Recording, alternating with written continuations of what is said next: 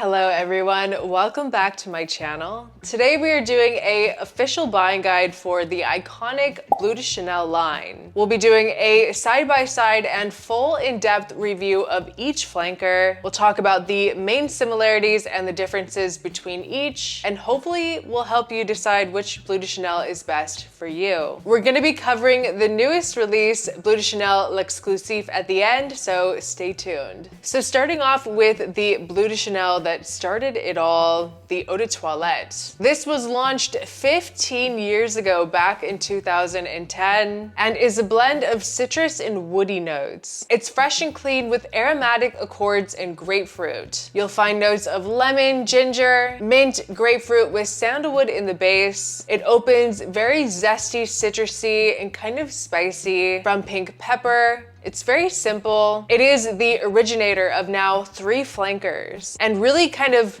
shook up and amped up that blue fragrance category back in 2010. It really started a wave of releases of blue fragrances. Like afterwards we saw Dior Sauvage, sadly, and many others. It's known to be just a very safe, easygoing, everyday type of fragrance for a man. It has very moderate performance, about 5 hours of wear. But the second release in the lineup in 2014 was Bleu de Chanel Eau de Parfum. This was created by the same perfumer as the Eau de Toilette, Jacques Polge. This is going to have a similar vibe to the Eau de Toilette, but in the Eau de Parfum you'll find that it is a bit brighter, smoother, and richer. It has less of that kind of body wash vibe that you find in the Eau de Toilette, and it also doesn't have quite as strong of this ISO-y super molecule vibe that you get in the Eau de Toilette. It's something that the line is really known for, but it's a bit less in the Eau de Parfum. The heart in here is warmer and spicier, but the real difference that you'll find between the two is in the base, this has a bit of a smokiness. It has incense with amber and creamy woods. It definitely has a darker personality. It's very sensual and luxurious compared to the Eau de Toilette. This is more elegant, more versatile. You could easily wear this in the nighttime and for all seasons. It is truly an iconic signature scent for men. It's longer lasting. You'll get about 8 hours of longevity with this. It is a great option if you like the Eau de Toilette, but you want something with more depth and intensity. But that takes us to the next flanker, which is my personal favorite, Bleu de Chanel Parfum. This came out in 2018, and I've always said it was my favorite, but that might be challenged with the new L'Exclusif. This was created by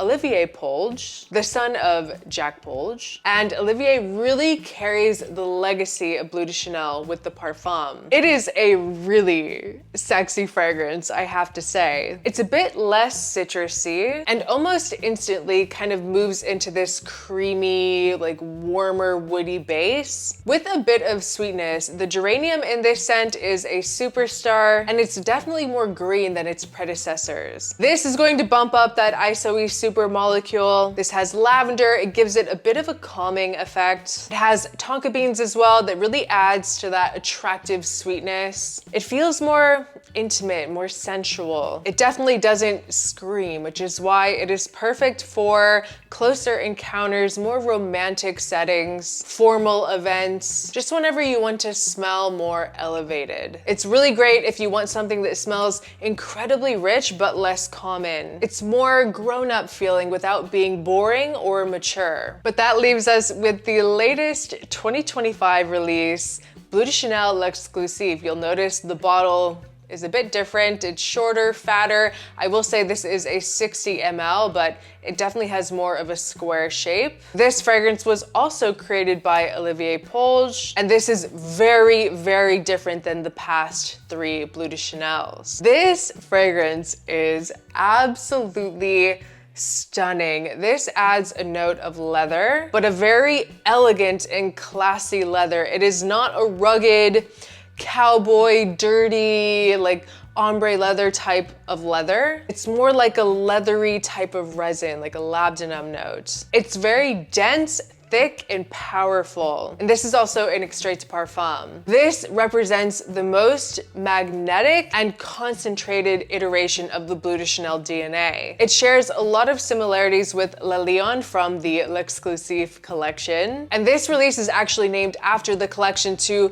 kind of show people what Chanel can do, you know? To kind of bring attention back to their private collection. This is a very complex scent that unfolds over time and just lingers in the air. And I have to say, this is way better than Le Lion. You can just feel the ISOE super in here. It is a very strong performing scent. Definitely the strongest performing Bleu de Chanel by far. Easily 12 plus hours on the skin with a crazy projection. It's kind of mysterious in a way too. This is a Bleu de Chanel that is perfect for the fall time and winter. It's a bit mature feeling, but just done in a very intense and refined, and I would say intentional way. It's kind of enigmatic. It's something that you need to get your nose on to try in store. I think that Chanel did an absolutely amazing job with this release. I was a bit worried when I heard the news that they were going to come out with another Bleu de Chanel. I thought, is it going to be